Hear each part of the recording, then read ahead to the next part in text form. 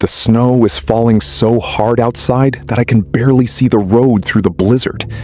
I'm driving my Jeep toward the nature reserve, heading for checkpoint 4. At least, that's where I was told to go. I spent a long time debating whether it was worth dragging myself out into the middle of nowhere in a storm like this. The last settlement I passed was 50 kilometers back, and even that place was a nightmare to look at. Dead houses, many of them already buried in snow up to the window frames. Sometimes the windows weren't even there. As I drove through, I saw light in only a few of them. Then, just fields, and more fields. I lit a cigarette. The smoke mixed with the whiteout and dissolved into it in a split second. I know I'm heading to a reserve. I know there aren't supposed to be any people out here. But damn it, the location. What kind of godforsaken place is this reserve tucked into? I glanced to the right, toward the fields. There was nothing to see. Not a thing. Just the snow flying. Well, at least I'll make some decent money. Honestly, it's no surprise they pay so much. Who the hell would want to work out here? Nobody. To be honest, I didn't really want to either. It's strange they didn't hire locals. You'd think it would be a quick trip for them. Well, I've been driving for 3 hours from the village. Although, maybe there's no one left in those villages. Why not? The 90s just finished and the year 2000 has just begun. Everyone probably moved to the cities. But why does the reserve pay so well? Whatever, screw it. Oh, wait, I think I see a yellow light up ahead. That must be checkpoint 4. Sure enough, 15 minutes later, I pulled up to the post. A rusted, peeling sign nailed to a small building confirmed it. A few feet ahead, there was a striped red and white gate, or more accurately, a stick, and a light glowing in the window. I inhaled the cold air, listening to the howling storm and the drone of a generator. Suddenly, something urged me to look back, and I gave in to the strange impulse. My gaze fell to the edge of visibility, where the forest stretched out. It frightened me. It felt impossibly ominous, the trees unnaturally tall. I grabbed my bag from the car. I'd be staying here for 7 days before my shift ended, and headed to the entrance, where an old man was already waiting for me. Go ahead, look around. It's nothing complicated. My name's Mark Button, or just Kuzmich. I'm Denise. Nice to meet you, Denise. Come on, I'll show you the ropes, and then I'm heading home. Wait, are you walking? Walking, he replied. Look, the setup is simple. That's the stove for cooking. There's the kettle. Keep it on the wood stove so it stays warm. That's a bunk bed. I slept on the bottom, used the top for storage. There's the desk where you'll fill out the logs, and that's the radio. You can use it to call whoever you need if something happens. All the frequencies are in the logbook. You won't get lost. And where do you live? Listen, Denise, I'm in a real rush. I don't have much time, and I live nearby. Let's go. I'll show you what's outside. We stepped out behind the building. The generator is in that shed. The fuel is in there too. Over there, at the far end of the yard, you've got firewood and a sauna. Keep the stove stoked for the steam. Is there no dog? I pointed to a dilapidated kennel. No, there's no dog. That's it. Let me show you one more thing and then I'm leaving. We went back inside, and I took a better look at Kuzmich. The old man looked bad. Really bad. Twitchy, nervous. You wouldn't think he'd just been keeping watch in the fresh air. It looked more like he'd been breaking rocks in a mine. And where is... Hold on, Denise. I really don't have time. I don't want to explain anything. Everything is important. I've already written it all down in this notebook. Understand? Read it. It holds all the wisdom of our post. Everything essential, everything interesting, and so on. And that's it. I'm going. Wait, where are you running to? At least tell me what to do. Don't rush. I can drive you. No, you can't leave the post. What if something happens? I'll go myself. In the middle of a blizzard? Yes, exactly. Yes. Kuzmich grabbed his bags and disappeared into the night with the speed of a sprinter, vanishing in barely 20 seconds. I just stood there, watching the yellow light spill from the window onto the tracks he left behind, already being erased by the storm. The old lunatic hadn't even done a proper shift handover. He'd basically bolted. What was his hurry? And then it hit me. I'd driven here, and I wasn't happy about it. I even had a fleeting thought. God forbid something happens. I'm in deep trouble. And now, At night, in the dark? Brr. And plus there are wolves and other forest critters that could cross your path. No, I wouldn't go out there. Not now. Not in the middle of the night. I waved a hand at the crazy old man. Kuzmich had escaped, let's call it that, and I started unpacking. I put the food in the fridge, hung up my clothes, brought everything in from the car, and turned on the radio on the table for background noise. It took about an hour to get settled. Once the chores were done, I decided to put off the rest until morning. I was hungry, but too lazy to cook, so I decided to kill time by reading the magic notebook that was supposed to teach me how to survive. I opened it, and on the first page, written in big, bold letters, it said, "Survival Instructions, a code of rules." I chuckled a little. Survival? There's electricity here. There's fuel. Well, whatever. Apparently, people out here slowly lose their minds and start feeling like wildlings. I composed myself, stopped fantasizing and laughing, and started to read. Rule 1. The barrier must always be closed, even if you see the police, an ambulance, or a fire truck. There are no roads in the forest, so how would they even get here? Those sitting inside are not human. Do not go out to them, and do not speak to them. Most importantly, try not to look at them.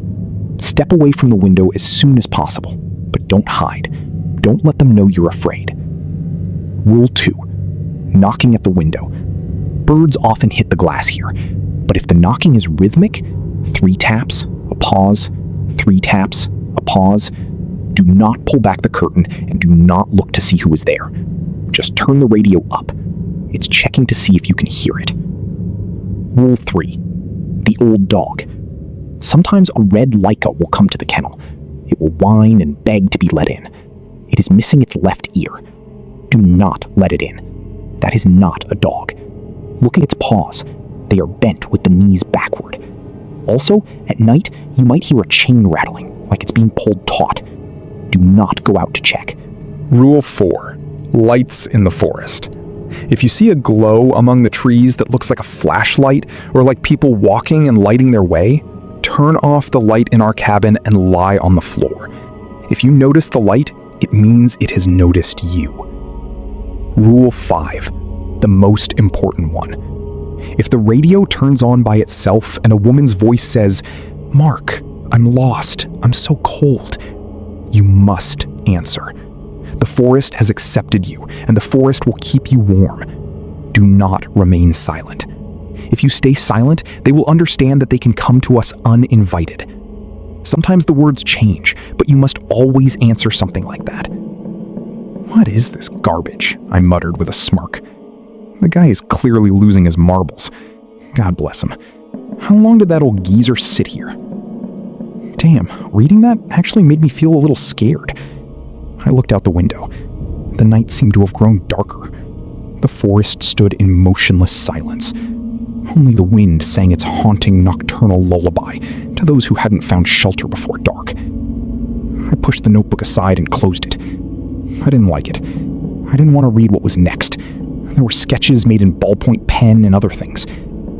I was already on edge, literally a second away from deciding to just bail. Maybe I will. Let's see what happens tomorrow morning. It's night. The blizzard seems to have gotten stronger. No, I'm not driving now. Tomorrow morning. If anything happens, I'm gone. I'm not going to live here guarding nothing. To hell with all this, I thought, pulling the curtain shut. Only then did the reality of the situation hit me. Kilometers without another soul. A blizzard. The night. 2 thin panes of glass were all that separated me from the darkness of the forest. And there was someone in it. For some reason, I didn't doubt that anymore. The forest, a black, looming mass, felt like it had moved closer. I'm a skeptic. I usually don't believe in this kind of thing.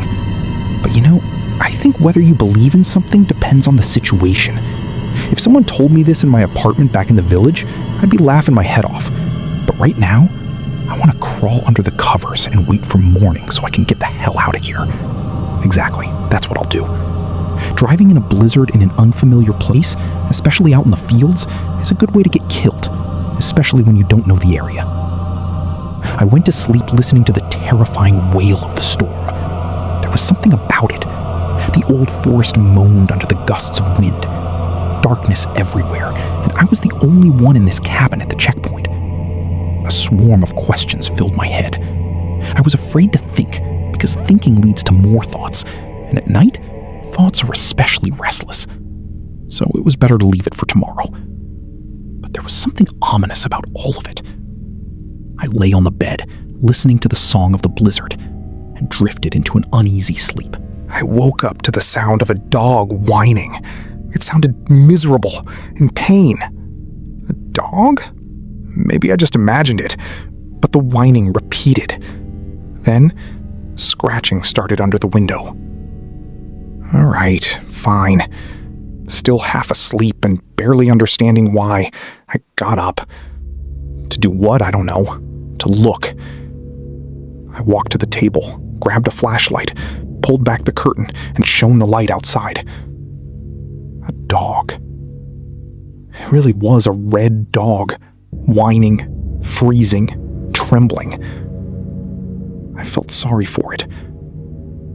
But then I remembered the rules and looked closer. The dog was sitting perfectly still, and it was smiling. It had way too many teeth, and the joints on its legs were bent the wrong way. The more I looked, the more I realized this was anything but a dog. I backed away from the window and pulled the curtain shut. I started shaking. What was that? I shone the light on the door. The bolt was in place, tightly shut. Everything was fine. I moved further away, deep into the darkness of the room, and sat on the bed, covering my mouth with my hands for no reason. No, this is madness. Nothing like this happens. It's impossible. That's it. I'm leaving in the morning. Damn, I'd leave right now if that thing wasn't out there. Cold with terror, I thought. If these are the dogs here, what else might be lurking in the dark?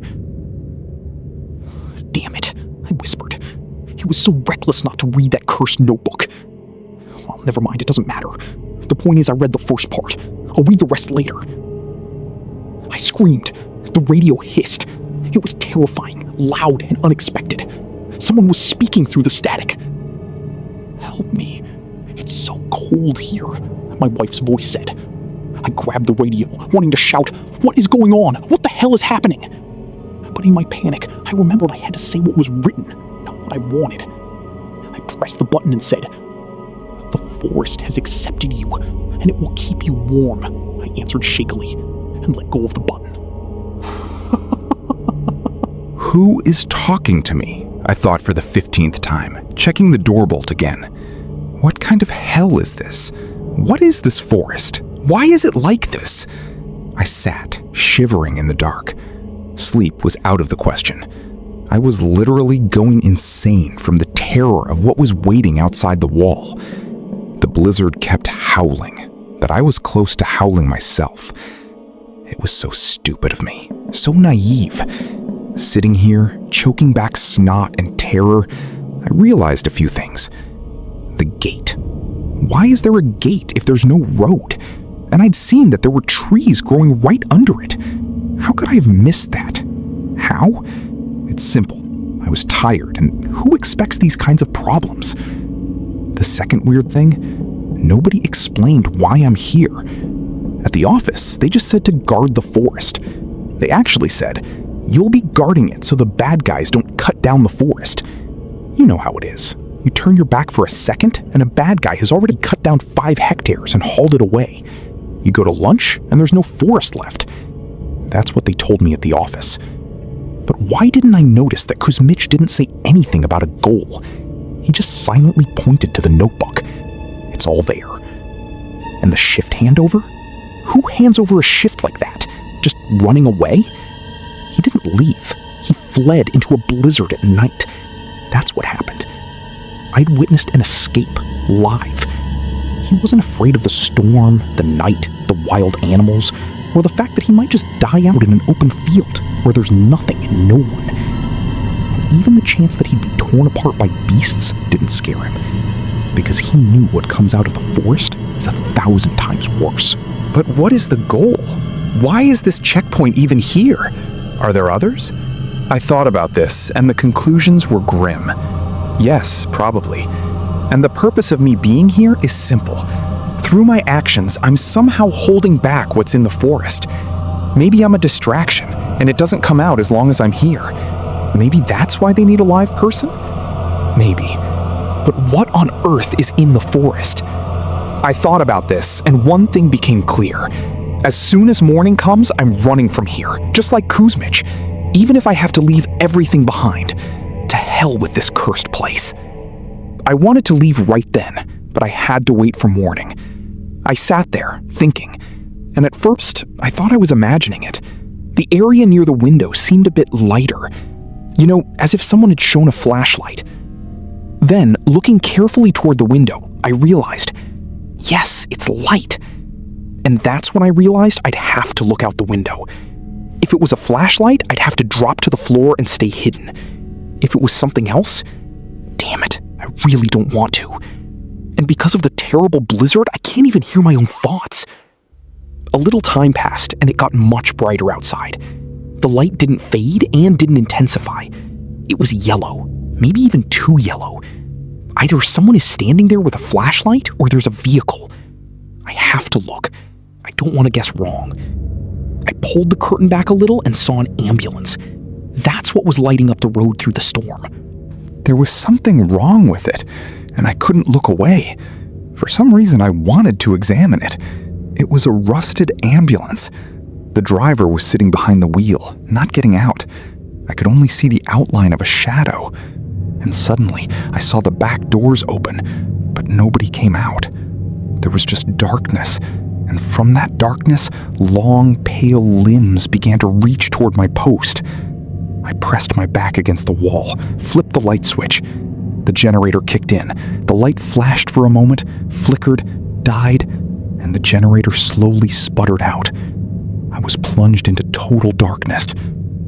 It's trying to open the door, but it's bolted. That saves me, I thought. I hear heavy breathing. It's standing right behind the door. I know it's there, and I know it sees me.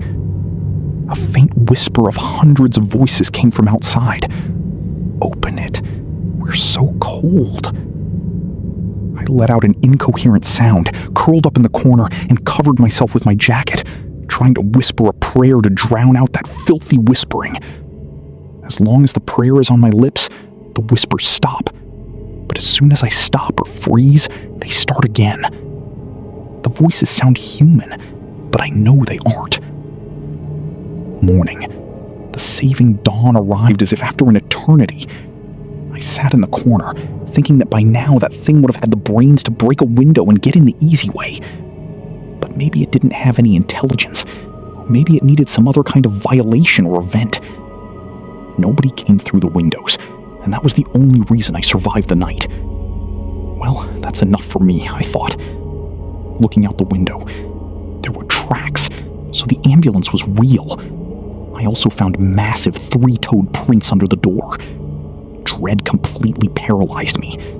I started looking around constantly, but I quickly started loading my things into the car to get out of there. And when I grabbed the last bag, I said, "Well, goodbye, you cursed hole. I'm never coming back here." I wanted to leave, but then the radio crackled. Kuzmich. I hissed the name. I took a deep breath and, without a pause, spent about 5 minutes telling him exactly what I was going to do to him today. And I really meant it. He didn't even try to interrupt or justify himself. Only when I finished did he start. "Good job, son. You survived. You're a very brave man. Yes, I understand. It's not right to do what I did. I agree with you completely. But you'll understand in a minute. And in a short time, you'll do the same. You're going home, I suppose. Thinking you'll show up and rip an old man's throat out? Just hold your horses. You'll need that energy if you want to stay alive." "What are you spouting, old man?" I roared. "Don't grumble. Look at the road you came in on. See? Well, the road. Look closer." I looked, and at first I didn't understand. But then, as it hit me, the landscape had changed. There was no road back. There was part of the checkpoint, and then forest. Endless forest. No fields, just forest and more forest. Huge, terrifying, infinite. That's it, son. You aren't going anywhere. Unpack your bags.